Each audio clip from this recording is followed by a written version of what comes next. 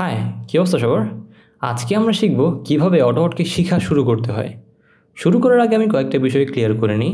এই টিউটোরিয়ালটা সম্পূর্ণ নতুনদের জন্য, অর্থাৎ আমি ধরে নিচ্ছি যে তুমি অটোহটকি কখনো আগে ইউজ করোনি এবং প্রোগ্রামিংও মোটামুটি নতুন অথবা সম্পূর্ণ নতুন। তাই আমরা প্রত্যেকটা স্টেপ একেবারে এক্সপ্লেন করে করে আগাবো এবং অটোহটকি স্ক্রিপ্ট লেখার জন্য যতটুকু প্রোগ্রামিং নলেজ দরকার হয় ততটুকু শিখে তারপর আমরা স্ক্রিপ্ট লিখব।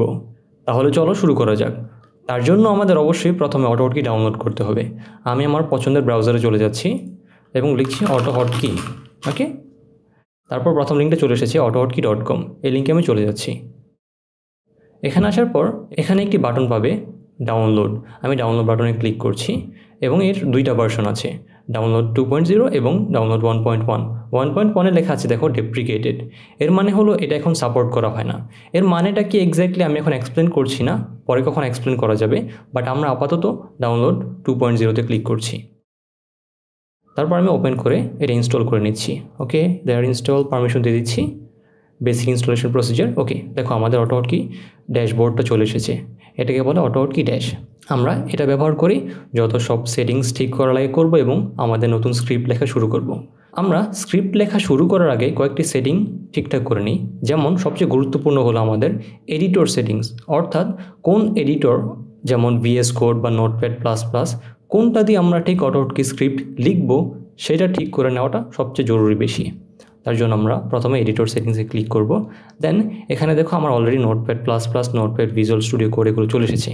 তোমার শুরুতে ইনস্টল করার পর নাও আসতে পারে। তুমি যেটা করবে সেটা হলো গিয়ে ব্রাউজে ক্লিক করবে। ব্রাউজে ক্লিক করার পর তোমার নোটপ্যাড++ অথবা তোমার ফেভারিট কোড এডিটর কোথায় ইনস্টল করা আছে সেই ডাইরেক্টরিটা সিলেক্ট করতে হবে। আমার নোটপ্যাড++ রয়েছে প্রোগ্রাম ফাইলস এবং নোটপ্যাড++ ফোল্ডারের ভিতরে এই যে নোটপ্যাড++.exe, এটা ক্লিক করে ওপেন করলেই তোমার এখানে এই লিস্টে নোটপ্যাড++ চলে আসবে।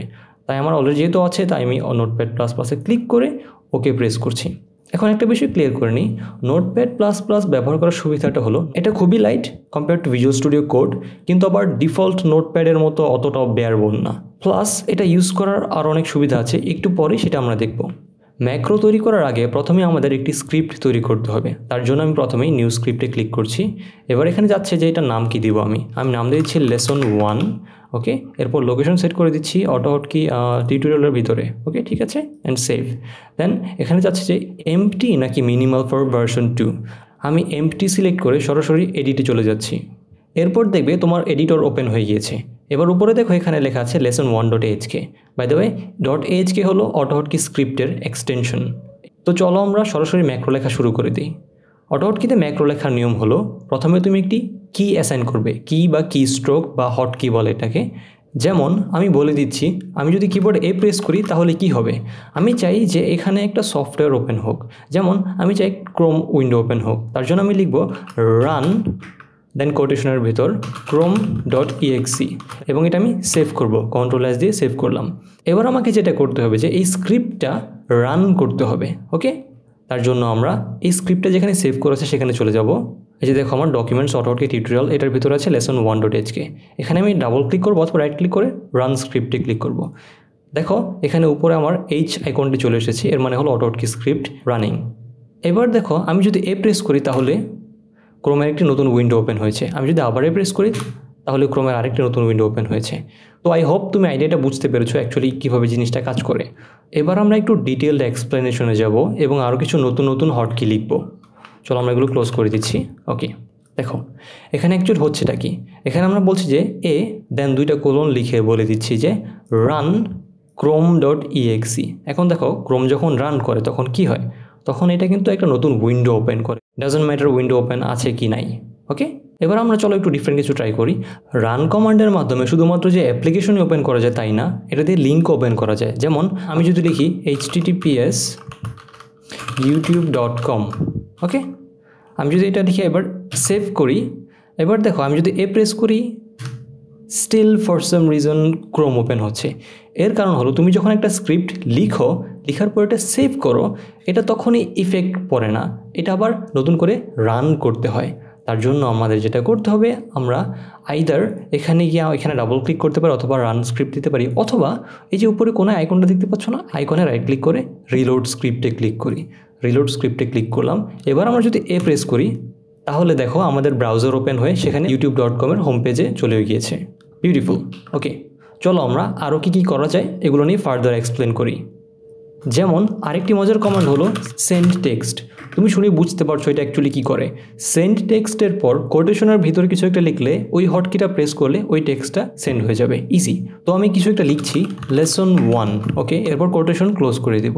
এবার আমরা এটা সেভ করার পর মনে আছে যেটা বলেছিলাম আগে, আমাদের কোডটা সেভ করার পর আবার স্ক্রিপ্টটা রান করতে হবে। তার জন্য আমরা এখানে রাইট ক্লিক করে রিলোডে প্রেস করতে পারি, অথবা আমাদের এই স্ক্রিপ্টটা এখানে ডাবল ক্লিক করে ওপেন করতে পারি। দেখো এখানে ডাবল ক্লিক করার পর যেটা আসছে যে an older instance of this script is already running, replace it with this one.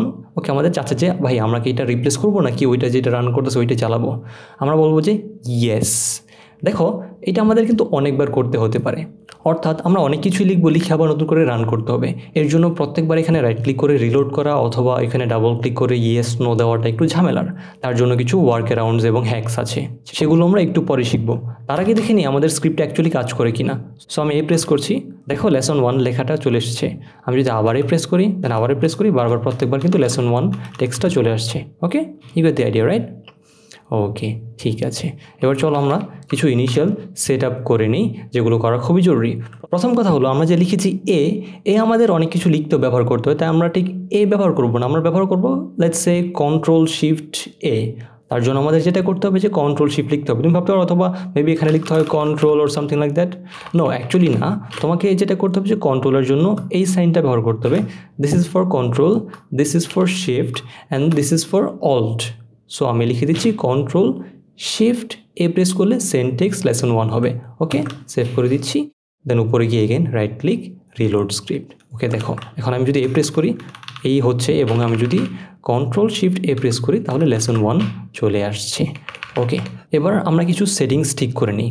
প্রথম কথা হলো এই জিনিসটা দেখতে খুবই একেবারে প্লেন টাইপের লাগতেছে, রাইট? লাইক সবই সেম কালারের, কোনো সিনটেক্স নাই, কোনো সাজেশনস নাই। এটা ঠিক করার জন্য যেটা করতে হবে তোমার এখানে ল্যাঙ্গুয়েজ ঠিক করে নিতে হবে। ভাই এটা কোন ল্যাঙ্গুয়েজ? এখানে অনেকগুলো বিল্ট ইন আছে এবং অনেকগুলো নেই। তার জন্য আমাদের যেটা করতে হবে যে কাস্টম XML ফাইল অর্থাৎ নোটপ্যাড++এর ল্যাঙ্গুয়েজ কনফিগারেশন ফাইল ডাউনলোড করতে হবে। আমার এখানে অলরেডি ডাউনলোড করা আছে, আমি সিলেক্ট করে দিচ্ছি। কিন্তু তোমাকে যেটা করতে হবে যে ইউজার ডিফাইন্ড ল্যাঙ্গুয়েজে যাও, এরপর নোটপ্যাড++ ইউজার ডিফাইন্ড ল্যাঙ্গুয়েজ কালেকশনে ক্লিক করতে হবে। দেন নোটপ্যাড++এর ইউজার ডিফাইন্ড ল্যাঙ্গুয়েজ গিটহাব পেজটা ওপেন হয়ে যাবে। এরপর এখানে দেখো এই যে সেকেন্ড লিঙ্কটাতে, এটাতে ক্লিক করো। এখানে যাওয়ার পর দেখবে অনেকগুলো ল্যাঙ্গুয়েজের, কাস্টম ল্যাঙ্গুয়েজের XML ফাইল তুমি পেয়ে যাবে। সো আমরা সার্চ করছি অটোহটকি, এই যে চলে এসেছে অটোহটকি আমাদের। আমরা এখানে ক্লিক করে এই ফাইলটা আমরা ডাউনলোড করব। কিন্তু এই XML ফাইলটাতে অনেকগুলো কিওয়ার্ডস মিসিং এবং কালারটা ঠিক আমার পছন্দের না, তাই আমি এটাকে একটু মডিফাই করে নিয়েছি। তার জন্য আমার গিটহাবে চলে যাইবা এবং রানা হামিদস অটোহটকি স্ক্রিপ্ট, এটারই লিঙ্ক আমি ডিসক্রিপশনে দিয়ে দিব। এরপর এখানে অনেকগুলো ফাইল আছে, তুমি যেটা করবে নোটপ্যাড++AHK customize.xml এই ফাইলটাতে ক্লিক করবে। এরপর এই যে এই ডাউনলোড বাটন, ডাউনলোড র ফাইল এখানে ক্লিক করবে। তারপর আমি সেভ দিয়ে দিচ্ছি, এটা ডাউনলোড হোক। এবার আমরা যেটা করব নোটপ্যাড++ ওপেন করবো আবার। এবার language, user defined language, open user defined language folder. এখানে নোটপ্যাড++এর কাস্টম ডিফাইন্ড ল্যাঙ্গুয়েজে XML ফাইলগুলো থাকে। তারপর তুমি যে ফাইলটি ডাউনলোড করেছো মাত্র, এই ফাইলটি এখানে এসে জাস্ট কপি করে পেস্ট করে দিবে। ওকে, তারপর এটা ক্লোজ করে দিচ্ছি আমি। তারপর নোটপ্যাড++ ক্লোজ করে আবার ওপেন করলে তুমি যখন ল্যাঙ্গুয়েজে যাইবা তখন দেখবা এখানে AHK কাস্টমাইজ নামে একটি ল্যাঙ্গুয়েজ আছে, এটাতে ক্লিক করে দিবে। তখনই দেখো তোমার এখানে কত সুন্দর করে কালার এবং সব কিছু সুন্দর মতো চলে এসেছে। ওকে, লেটস গো, চলো আমরা সামনে এগিয়ে যাই। এবার দেখো আমি নিজে নিজে কিছু ইন্টারেস্টিং কোড লিখি।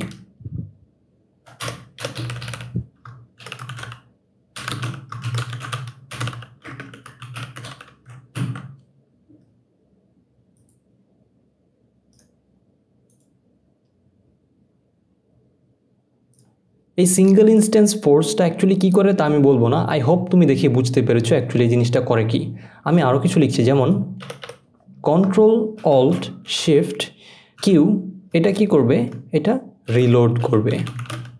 দেন Ctrl+Alt+Shift+E, এটা কি করবে? এডিট করবে। দেন Ctrl+Shift+Alt+X, এটা কি করবে? এক্সিট করবে। আমি সেভ করে দিচ্ছি। এবার আমি যদি আবার এটা রিলোড করি, রাইট ক্লিক রিলোড স্ক্রিপ্ট। এখন দেখো আমাদের কিন্তু প্রত্যেকবারই ওইখানে যাও, ওইখানে গিয়ে রিলোড করো, ওইখানে গিয়ে এই করো, এটসেট্রা করো, এগুলো কিছু করা লাগবে না। আমরা হটকিটা প্রেস করলে দেখবো এখানে একটু নজর রাখো, দেখো যখন প্রেস করছি তখন কিন্তু এই আইকনটা চলে গিয়ে আবার আসছে, অর্থাৎ এটা রিলোড হয়েছে।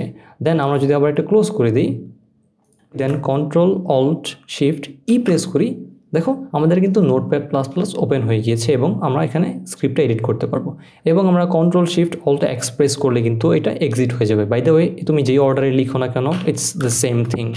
ওকে, এবার চলো আমরা ফাইনালি কিছু ম্যাক্রো তৈরি করা শুরু করি। আমি এটা ডিলিট করে দিচ্ছি। যে কোনো একটি কি স্ট্রোককে অন্য একটি কি স্ট্রোকে অ্যাসাইন করা খুবই ইজি। যেমন আমাদের এখানে আছে কন্ট্রোল শিফট এ প্রেস করলে হবে, আমি সিম্পলি এখানে লিখে দিচ্ছি লেটস সে ডি হবে। ওকে, সেভ রিলোড। এবার দেখো আমি যখন কন্ট্রোল শিফট এ প্রেস করছি ডি প্রেস হচ্ছে। দেখো এখন এই বিষয়টা ইউজুয়ালি আমরা এভাবে লিখি না, আমরা জাস্ট ডিফাইন করে দিই অ্যাকচুয়ালি এই জিনিসটা কী করা উচিত। For example the standard way would be send, then কোটেশনের ভিতর ব্র্যাকেটের ভিতর ডি, দেন আবার bracket close, quotation close, save reload. Okay, দেখো এবার আমি যদি কন্ট্রোল শিফট এ প্রেস করি দেন সেম ডি হচ্ছে, বাট ফার্স্ট অফ অল এখানে সেন্ড মেথড ইউজ হচ্ছে। ডিফারেন্সটা কি সেটা আপাতত তোমাদের না বুঝলেও চলবে, বাট তুমি স্ট্রাকচারটা আই থিঙ্ক বুঝতে পারছো।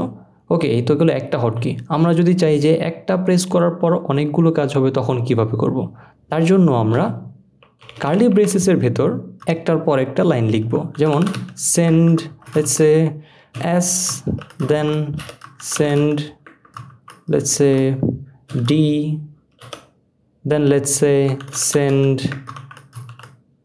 এফ। ওকে, দেন আমরা ব্র্যাকেট ক্লোজ করে দিব এবং সেভ রিলোড। এবার যদি আমরা দেখো কন্ট্রোল শিফট এ প্রেস করি, এস ডি এফ প্রেস হয়ে যাচ্ছে। Okay, you get the idea right. এবার দেখো কিছু ইন্টারেস্টিং কনসেপ্ট, যেমন হোয়াট ইফ তুমি চাও যে এস প্রেস করার পর একটু ব্রেক নেক, একটু বিরতি নিয়ে তারপর ডিএফ এন্টার করুক। তার জন্য একটি বিল্ট ইন স্টেটমেন্ট আছে, এটাকে বলে স্লিপ। স্লিপের পর তুমি মিলি সেকেন্ডে যে সংখ্যাটা লিখবে, অর্থাৎ 1 সেকেন্ডের 1000 ভাগের 1 ভাগ, ওই সময়টা ব্রেক নিয়ে তারপর স্টেটমেন্টগুলো অ্যাপ্লাই করবে। আমি লিখে দিচ্ছি এখানে স্লিপ 2000, অর্থাৎ 2 সেকেন্ড ব্রেক নিয়ে তারপর ডিএফ লিখবে। ওকে, তারপর এখানে আমি অ্যাড করছি স্লিপ 500 মিলি সেকেন্ড, অর্থাৎ 1 সেকেন্ডের অর্ধেক। আমি যদি এবার কন্ট্রোল শিফট এ প্রেস করি, why would you do that? আমি যদি এবার কন্ট্রোল শিফট এ প্রেস করি, S 2 second break, D 500 millisecond break, then F.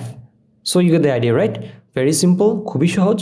আমাদের স্ট্রাকচারটা হলো আমরা control shift A then assign করে দিয়েছি, দেন এই ব্রেকেটের ভিতর দিয়ে দিচ্ছি যে টোটাল আমাদের কি কাজটা হবে। আমরা বলে দিচ্ছি প্রথমে সেন্ড অ্যাস হটকি প্রেস করো তুমি, দেন 2000 মিলি সেকেন্ডের স্লিপে চলে যাও, দেন ডি প্রেস করো, দেন 500 মিলি সেকেন্ডের আবার স্লিপে চলে যাও, দেন এফ প্রেস করো। আমরা আবারও যদি ডেমনস্ট্রেশন করি, control shift A, S break, D break, তারপর F. Okay, you get the idea. That's it. Intro লেসনের জন্য এতটুকু আই থিঙ্ক গুড এনাফ। পরের লেসনে আমরা অ্যাকচুয়ালি ইউজফুল ম্যাক্রো লিখব এবং ওই ম্যাক্রোগুলো আমরা সারা জীবন আমাদের পিসিতে হোপফুলি রেখে দিব এবং অটোহটকি যে কী পরিমাণে রোবাস্ট অ্যান্ড পাওয়ারফুল সেটা নিয়ে একটু আলোচনা করব। Okay, that's it for today, by.